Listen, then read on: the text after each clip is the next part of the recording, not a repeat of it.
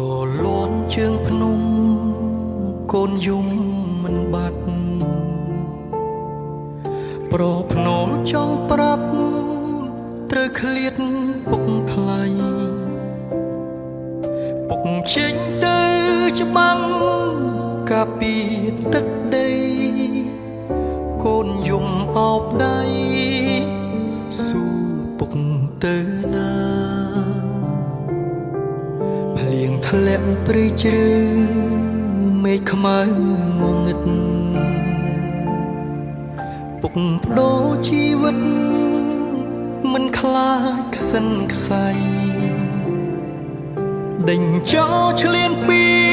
នស្រែកឃ្លានទឹកដីស្មរភូមិបានជ័យពុកត្រូវពលី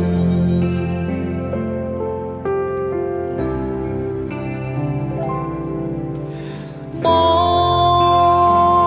ងសូមលីអូលីរហូតហើយមិនវិលវិញឡើយសូមកុំរ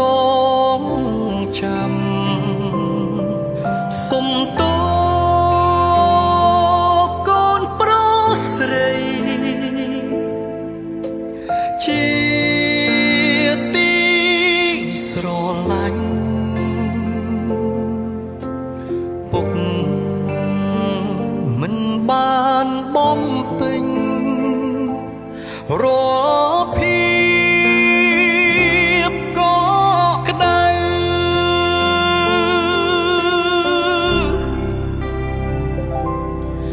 ពេលកូនដឹងក្តីកូននឹងបានយល់ហេតុពុករវល់លែងបានមើលថែប្រពន្ធនឹងកូនតាយាយពុកម៉ែដើម្បីជាតិខ្មែរពុកស៊ូលះបង់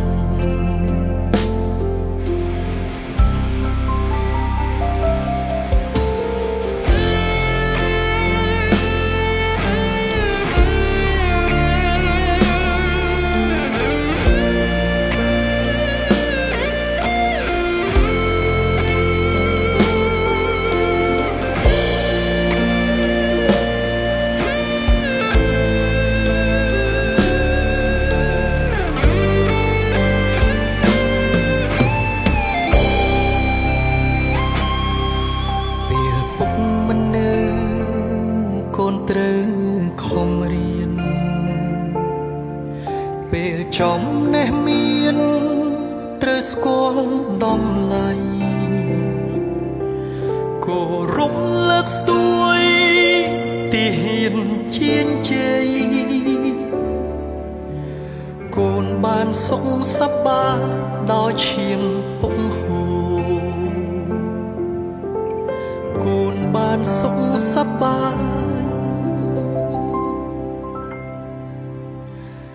ដោយឈាមពុក